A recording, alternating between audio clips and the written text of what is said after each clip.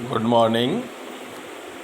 Topic of my today's talk is laser, their applications, and how to produce basic laser by using PN diode.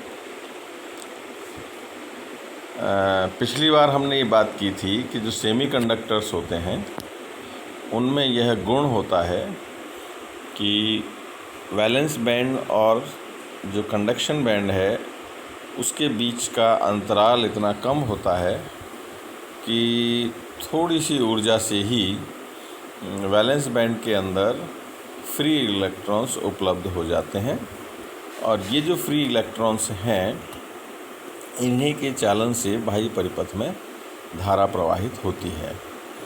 तो चालकता के आधार पर हमने पिछले lecture में ये कहा था कि 3 भागों में हमने सारे पदार्थों को बांट दिया, कुचालक, चालक और अर्धचालक। अर्धचालक जो श्रेणी है वो बहुत ही महत्वपूर्ण है फिजिक्स के अंदर, जिसका करीब करीब हर ब्रांच के अंदर, चाहे वो टेलीकम्युनिकेशन हो, रेडियो फिजिक्स हो और भी कोई हो, जो miniaturisation of electronics, consumer electronics basically जो पॉसिबल हुआ है वो इसी सेमीकंडक्टर प्रॉपर्टीज़ जो मटेरियल की हैं उसी के उपयोग के कारण ऐसा संभव हो पाया है। अब हम बात करते हैं लेज़र। लेज़र क्या है?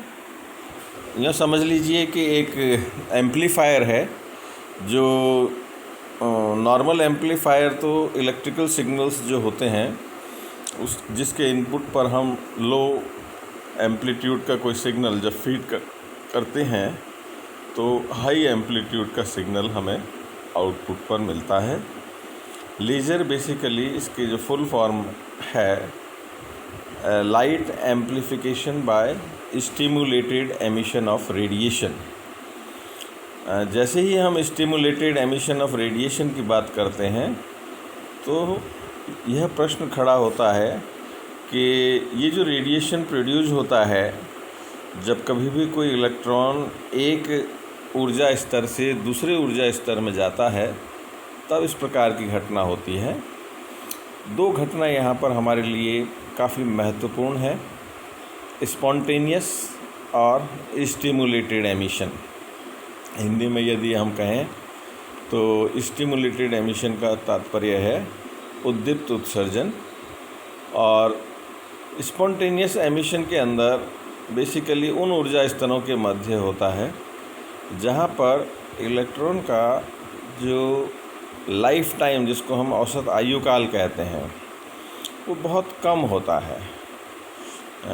कम की और ज़्यादा का जो टर्म है वो फिज़िक्स के अंदर बड़ी रिलेटिव है। यदि कोई इलेक्ट्रॉन ग्राउंड स्टेट से हायर एनर्जी स्टेट में जाता है किसी भी विधि से, तो उस स्टेट में वो परमानेंट नहीं रह सकता, क्योंकि वो उसका स्थायी घर नहीं है, स्थायी अवस्था नहीं है। तो जो ऊर्जा लेकर वो मूल अवस्था से उच्च ऊर्जा स्तर में गया है तो उस ऊर्जा को किसी न किसी विधि से लूज करके वापस अपने ग्राउंड स्टेट में भी या कोई ऐसी अवस्था में जाने का प्रयत्न करता है जहाँ उसका आयुकाल, लाइफ टाइम जिसको हम कहते हैं, वो कंपैरेटिवली ज़्यादा होता है। किसी भी इलेक्ट्रॉन का नॉर्मल कोर्स में जो उत्तेजित अवस्था है उसके अंदर जो आयुकाल है वो लगभग 10⁻⁻8 से लेके -10 सेकंड तक की श्रेणी में होता है। यह समझ लीजिए कि जैसे ही ये इलेक्ट्रॉन ग्राउंड स्टेट से हायर स्टेट में जाता है तो अगर इसको इस हायर स्टेट में अपनी ऊर्जा को लूज करने का कोई और क्रियाकलाप नहीं मिलता है, और क्रियाकलाप क्या हो सकता है कि यह इलेक्ट्रॉन किसी दूसरे इलेक्ट्रॉन को अपनी ऊर्जा दे दे टक्कर में, कहीं और कोलाइड करके अपनी एनर्जी लूज कर दे, या किसी और विधि से जो इसको एक्सेस एनर्जी मिली है उसको लूज करके वापस ग्राउंड स्टेट में आ जाए। और अगर इसको कोई भी अन्य भौतिक घटना करने का मौका नहीं मिलता है तो ये तुरंत वापस अपनी मूल अवस्था को लौटता है। और जब वो ये मूल अवस्था को लौटता है तो आइंस्टाइन के सिद्धांत के अनुसार जो दोनों ऊर्जा स्तरों के बीच का अंतराल है वो ऊर्जा is equal to H nu, यानी कि न्यू आवृत्ति आवृत्ति अगर हमें निकालनी हो तो आवृत्ति इज इक्वल टू ऊर्जा अंतराल divided by the Planck's constant, यानी कि इस आवृत्ति का इलेक्ट्रोमैग्नेटिक रेडिएशन विद्युत चुंबकीय विकिरण उत्पन्न होता है। अब ये एनर्जी लेवल्स अगर विजिबल रेंज के हैं तो विजिबल लाइट प्रोड्यूस होगी, इंफ्रारेड रेंज के गैप के हैं तो इंफ्रारेड लाइट प्रोड्यूस होगी एंड सो ऑन। दूसरी जो सिचुएशन है वो ये खड़ी होती है कि जब किसी विधि से ऊर्जा प्राप्त करके कोई इलेक्ट्रॉन लोअर एनर्जी स्टेट से हायर एनर्जी स्टेट में जाता है और उस हायर एनर्जी स्टेट में उसका रहने का समय, जिसको कि हम आयुकाल कह रहे हैं, लाइफ टाइम कह रहे हैं, तुलनात्मक रूप से ज़्यादा हो। हालांकि ये आयुकाल भी करीब करीब मिली सेकेंड के ऑर्डर का होता है, 10⁻³ सेकेंड से लेकर कई स्टेट्स में 10⁻² या उससे भी कम होता है। तो ये जो स्पॉन्टेनियस एमिशन के लिए जिस हम लाइफ टाइम की बात कर रहे थे उसकी तुलना में बहुत ज़्यादा है। इसका मतलब यूँ समझ लीजिए मोटी भाषा में कि इस इलेक्ट्रॉन को इस अवस्था में इतने समय तक रहने के लिए अलाउड है। अब यदि हमारे पास इस उच्च ऊर्जा स्तर के नज़दीक तीसरी जो स्थिति उत्पन्न होती है कि इस उच्च ऊर्जा स्तर के नज़दीक कोई एक और ऐसा ऊर्जा स्तर हो जिसमें कंपैरेटिवली ज़्यादा स्टेइंग हो, इसकी लाइफ टाइम ज़्यादा हो, ऐसी स्टेट्स जहां इलेक्ट्रॉन परमानेंटली तो नहीं रह सकता परंतु कुछ समय के लिए रह सकता है, उसको हम बोलते हैं मेटास्टेबल स्टेट। तो ऐसी स्थिति में क्या होगा कि ग्राउंड स्टेट से हायर स्टेट के अंदर ऊर्जा अवशोषित करके इलेक्ट्रॉनों की संख्या हायर स्टेट में ज़्यादा हो जाएगी, और जब हायर स्टेट में इलेक्ट्रॉनों की संख्या ग्राउंड स्टेट से ज़्यादा होगी तो इस अवस्था को हम बोलते हैं पॉपुलेशन इन्वर्जन, जनसंख्या प्रतिलोमन की अवस्था।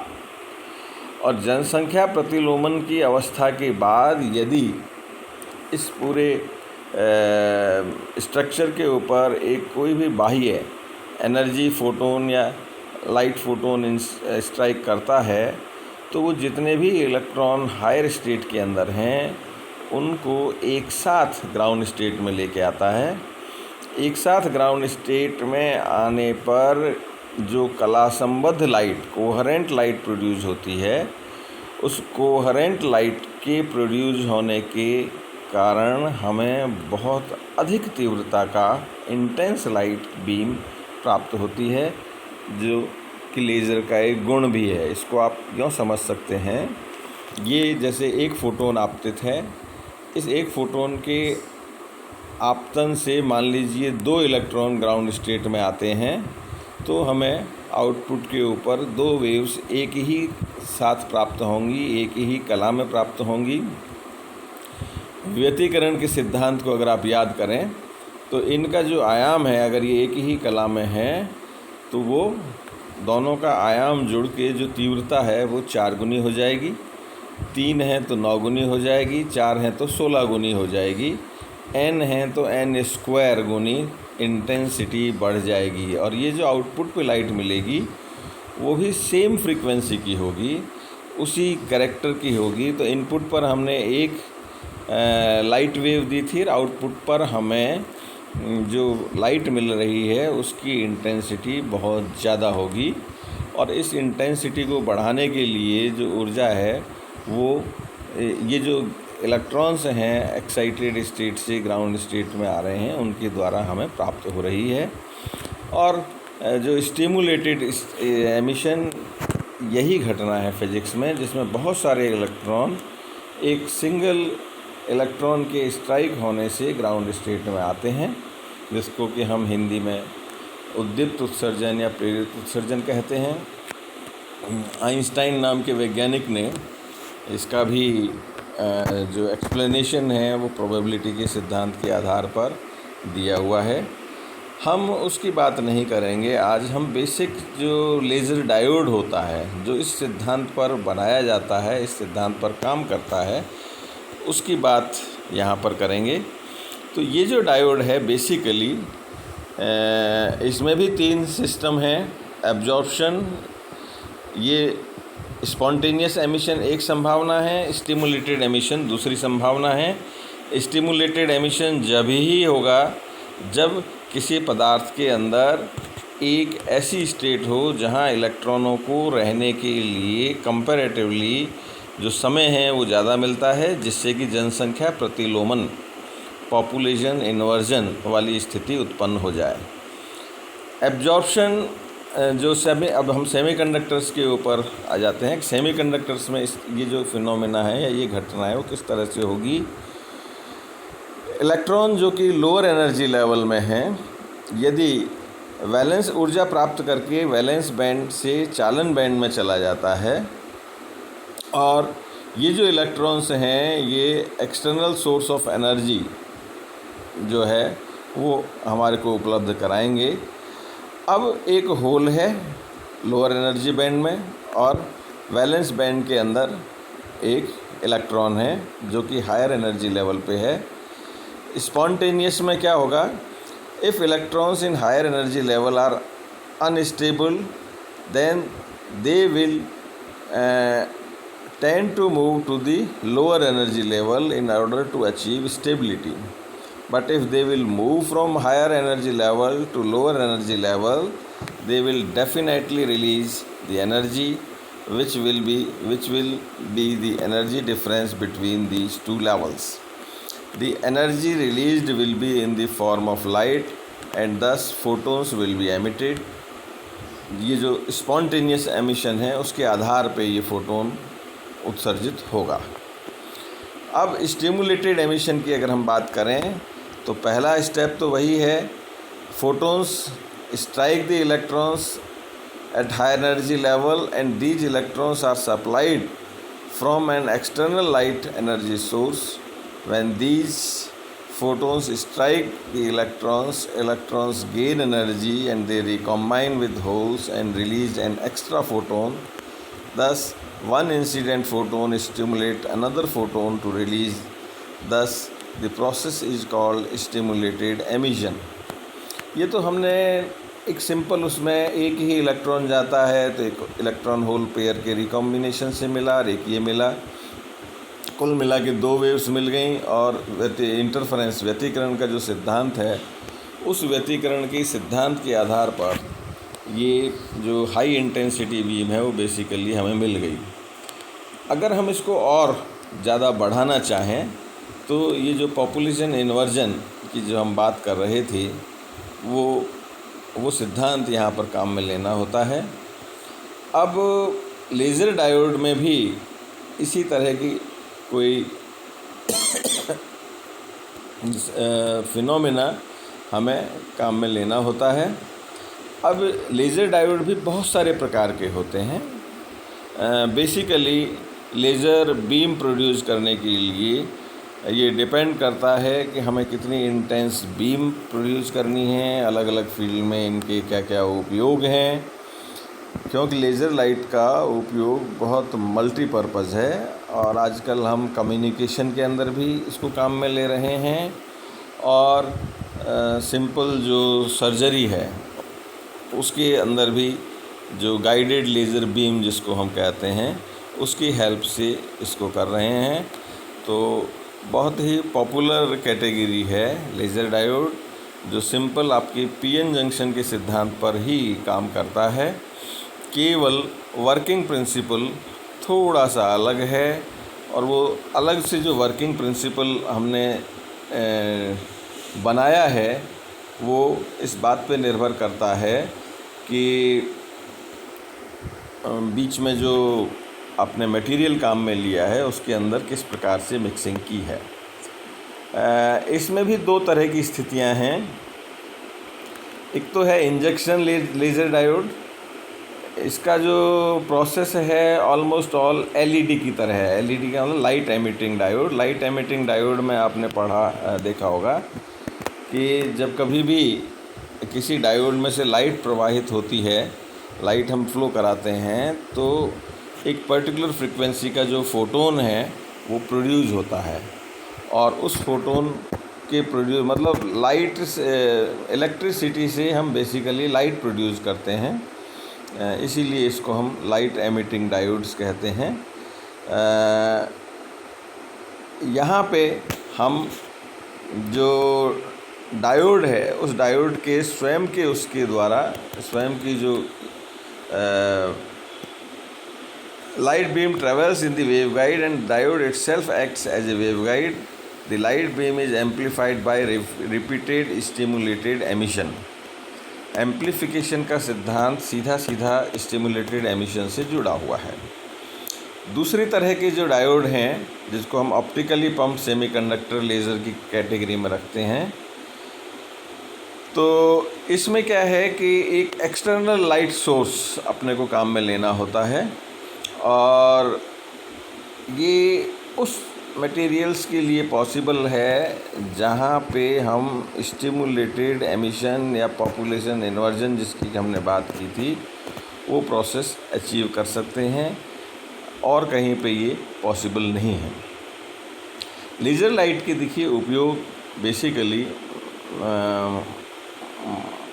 करीब करीब यूँ कह लीजिए कि जो दैनिक उपभोग की चीज़ें हैं उनमें बहुत ज़्यादा हो रहे हैं।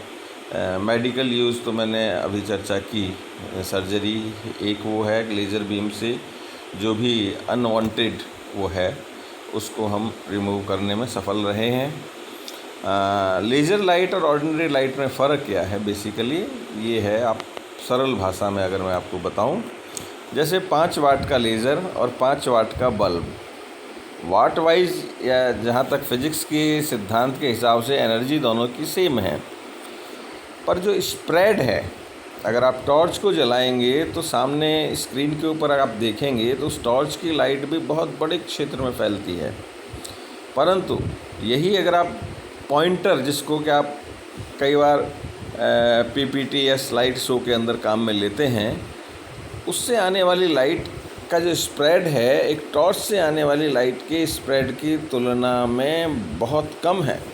थोड़ा बहुत भी नहीं, नॉर्मल कोर्स में भी देखेंगे तो कम से कम भी उससे 100-200 गुना कम है। आप इस बात को यूँ समझ लीजिए कि अगर हम यहाँ से किसी हाई इंटेंस लेज़र बीम से चंद्रमा के ऊपर भी अगर लाइट फेंकें तो उसका जो कवरेज एरिया बनेगा वो चंद स्क्वायर मीटर का होगा, जबकि अगर हम नॉर्मल लाइट सोर्स से भेजें तो उसका जो कवरेज एरिया है वो इतना ज़्यादा होगा कि चंद्रमा भी छोटा पड़ेगा। तो नॉर्मल जो स्पॉन्टेनियस एमिशन से जो लाइट प्रोड्यूस होती है, चूँकि वो कोहेरेंट लाइट सोर्स नहीं है, कला असंबद्ध है, कला संबद्ध नहीं है, तो उसमें और ये जो आपकी लेज़र है उसमें ये बेसिक डिफरेंस है।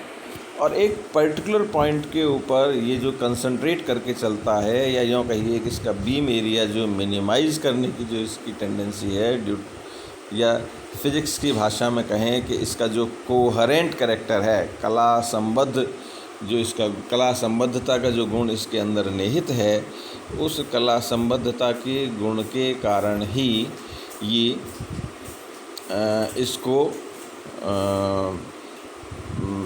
हीरे जैसी जो कठोर धातु होती है उसमें से भी ड्रिल करके निकलने में सक्षम है। और एक और लेज़र का सबसे बड़ा उपयोग है 3D फोटोग्राफी। नॉर्मल लाइट से 3D जो फोटोग्राफ्स का फिनोमेना है वो पॉसिबल नहीं होता, लेज़र लाइट से ये पॉसिबल है। और इसकी जो ये कोहेरेंट कैरेक्टर है, इसी कोहेरेंट कैरेक्टर को यूज़ में लेते हुए हम इसके बहुत सारे फील्ड्स हैं, कम्युनिकेशन और भी बहुत सारे हैं जहाँ कि हम इसको काम में लेते हैं।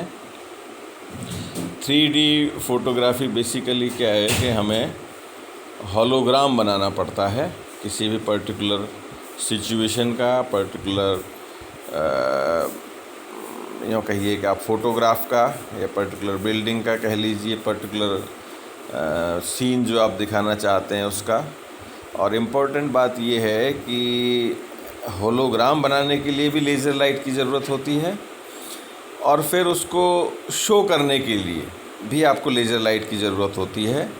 आपने पढ़ा होगा अखबारों में उसमें कि कई समृद्ध देशों के अंदर लेज़र शो होते हैं, और लेज़र शो को उसकी सबसे बड़ी खासियत ये होती है कि आप लेज़र बीम को स्पेस के अंदर किसी भी जगह फोकस करके वो शो दिखा सकते हैं। नॉर्मल लाइट से जब हम शो दिखाते हैं तो आपको एक स्क्रीन की आवश्यकता होती है, पर्दे की ज़रूरत होती है। इसमें उस पर्दे की आवश्यकता नहीं होती, और जो व्यू है वो 3D व्यू आता है। ये इसी कारण से ये जो लेज़र फिनोमेना हैं, लेज़र लाइट शो हैं, ये बहुत ज़्यादा पॉपुलर हो रहे हैं समृद्ध देशों के अंदर। भारत में भी आपने सुना होगा समुद्र के किनारों पर कई बार इस तरह के शो आयोजित होते हैं, और दैनिक उसके अंदर भी डे टू डे लाइफ जो है उसके अंदर भी आजकल हम लेज़र जो डायोड्स हैं उनका बहुत ज़्यादा उपयोग कर रहे हैं। तो सेम सेमी कंडक्टिंग मटेरियल, केवल उसके जो वैलेंस बैंड और कंडक्शन बैंड वाली जो स्टेज है, या यूँ कहिए कि उसके अंदर जो इम्प्योरिटीज़ हमने ऐड की हैं उसको मैनेज करके या उसको कैलकुलेट करके हम ये सारे जो डायोड हैं वो बनाते हैं।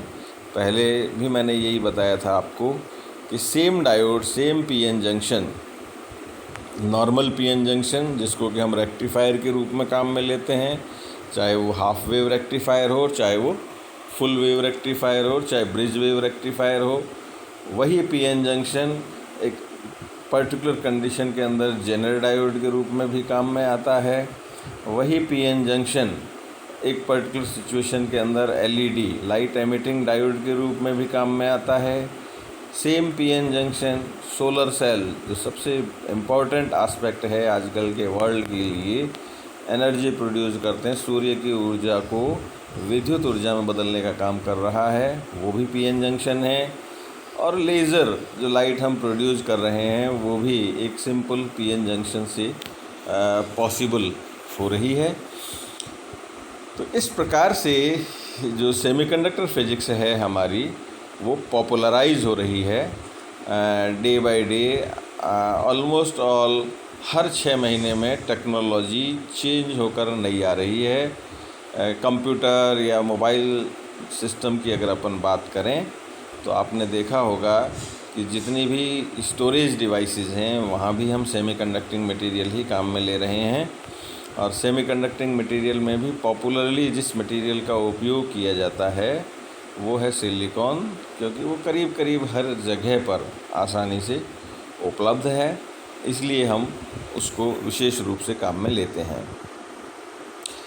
ये इसकी जो लाइट एमिटिंग कैरेक्टरिस्टिक है वो किस तरह से टेम्परेचर पे निर्भर करती है, और जो दूसरे फैक्टर्स हैं वो इसको किस प्रकार से प्रभावित करते हैं, क्या इसका थ्रेशोल्ड है, ये भी एक अलग विषय है जिसके बारे में हम डिटेल में आने वाले लेक्चर्स के अंदर और डिस्कस करेंगे।